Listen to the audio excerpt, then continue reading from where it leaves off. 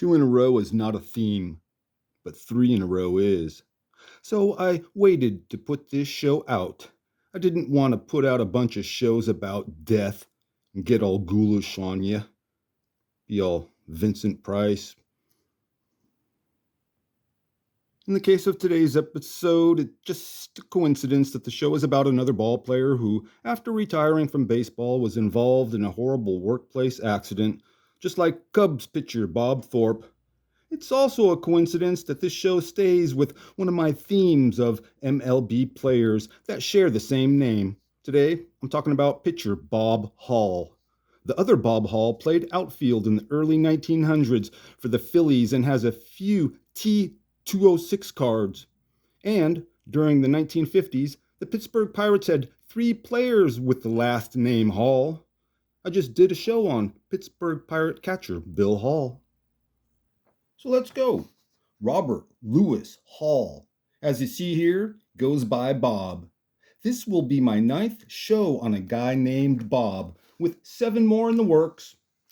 Over the 3 different centuries they've been playing baseball, there's been over 200 MLB players named Robert, but only a couple dozen preferred that name. The majority, well over 100, like to be called Bob, with more than 50 players using the name Bobby. In 1942, this 6'2", 200-pound 18-year-old pitcher from Swissvale, PA, signed with the Detroit Tigers as an amateur free agent and would start out on the East Coast, pitching Class B ball in the Piedmont League, where he had 0 wins and 3 losses. Could be the teenager had a lot on his mind, like the thought of having to leave home to go fight in a war. And that's what happened. For the next 3 years of his life, Bob Hall served our country in the Coast Guard during World War II. Come 1946, Bob was back in baseball, pitching in the Eastern League with the Williams Sport Grays, Class A, but with a record of 1-4, the Tigers had seen enough and probably said something like, "Thanks for your service to the country, we're releasing you." Meaty. Huh? Yeah, you. Now Bob starts his travels back and forth across the USA, heading out west to pitch for the Seattle Rainiers in the PCL, finishing the 1946 season still in Triple-A, but back on the East Coast with the Buffalo Bisons of the International League. A full season pitching Class B ball with the Vancouver Capellanos in the Western International League helped Bob find himself as a pitcher in 1947, going 15-7, earning a trip back up to AAA and taking another trip across the country to rejoin Seattle for the 1948 season, this time sticking with the club. And even with a record of 7 wins and 11 losses, the Boston Braves saw something they liked. So that October, in a player trade with Seattle, they signed Bob Hall, and he was on his way to the major leagues for the first time. The rookie was mostly used as a spot starter and occasional reliever with the Braves for 1949, making 31 appearances with 6 starts, and had a nice showing for his first year in the big show with a record of 6-4, hanging out with Warren Spahn and maybe learning a thing or two. But the start of 1950 was not so nice. 4 starts, no wins, and an ERA right around 7. And when the season was over, Bob found himself heading down to the minors for 1951, pitching with the Braves' top affiliate, the Milwaukee Brewers, though most of the season was back on the West Coast, again with the Rainiers. Between the two teams, he was 9-12 with an ERA in the high 3s. Still with the Rainiers for the start of 1952, but also spent time in Sacramento with the Solons, and between those two teams, Bob had his best record to date, going 14-11 with an ERA now in the low 3s.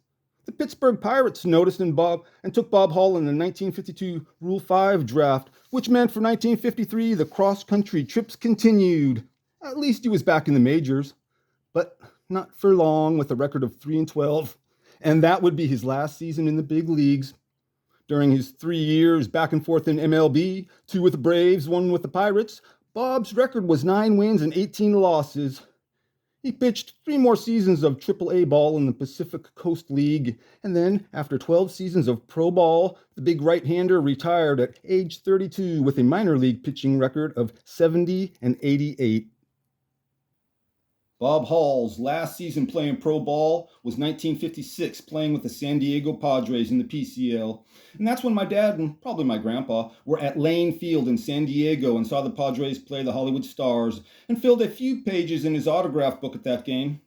Besides the man of the moment, Bob Hall, the other players on this page are 1954 PCL batting champ, Padres Harry Elliott, Padres outfielder Bob Usher, and Hollywood Stars pitchers Bob Garber and Joe Trimble.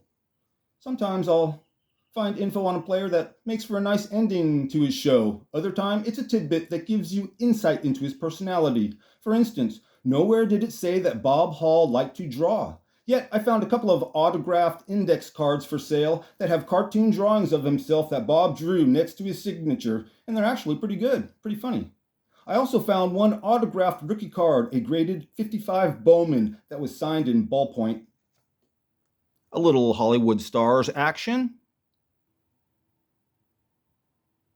I always like it when I find examples of a player's autograph to compare with ones my dad has, and it's even better when I find examples signed in ballpoint pen, the way autographs were signed back in the golden age of American sports.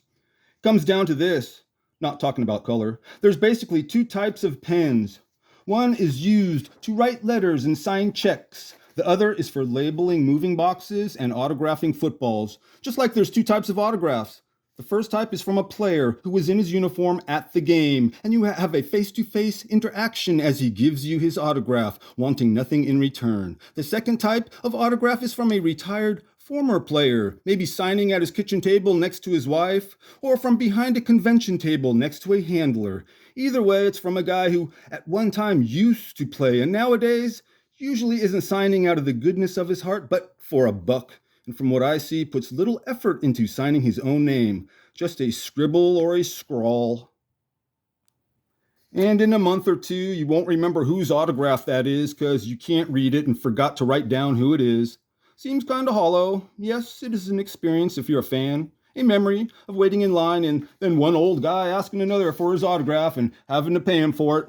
Only later to have that autograph come back from a grading company deemed questionable, even if you did witness the signing and have the photographs to prove it. These are the variables that make autograph collecting different from other hobbies. You can get an active player's autograph in ballpoint when he's at the game, or a shaky signature in neon blue Sharpie from a retired old guy at a convention decades later. But at least you know those are good. If you buy an autograph online or send your card away and wait for it to magically come back in the mail autographed, in my mind, are both crapshoots because you didn't see him sign it. When it comes to collecting autographs, overall, there is some science involved, your provenance, the facts, and the truth. On top of all that, there's everybody and their brother's opinion. Not exactly a cut and dry hobby.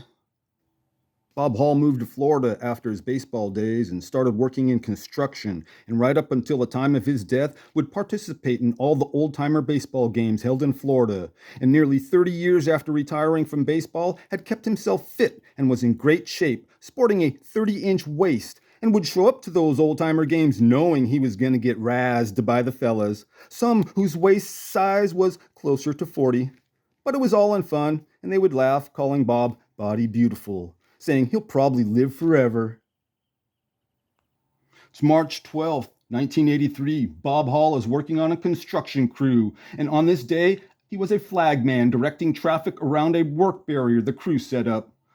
Some player stories don't always have the details or certain events that happened in their lives.